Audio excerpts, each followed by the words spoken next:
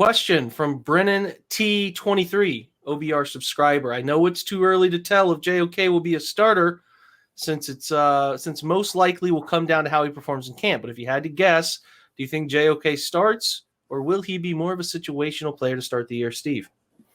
Well, I mean, first we should probably say that in the modern NFL, and especially with the defense that apparently Joe Woods has been trying to build and now has the pieces to do, I'm not sure how much the term starter matters like it used to 5, 10, 15, 20 years ago.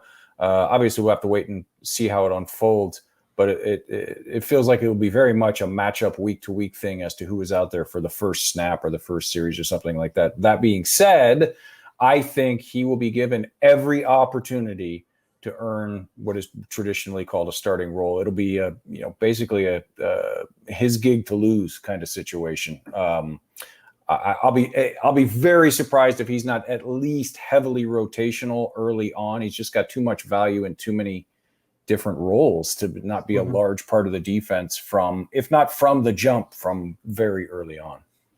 Yeah, there's like 7 core starters. If you look at the data to kind of back up your point there, Steve, if you go by snap counts at the end of the year, as long as injuries don't become a factor, you'll see 7 guys that play a high volume of snaps, and those are guys that are like your starters. Then it's sort of interchangeable, It's probably more like 8 because then you're moving around defensive backs. A safety comes off the field, a linebacker goes on the field, linebacker, whatever, nickel comes on, dime comes on.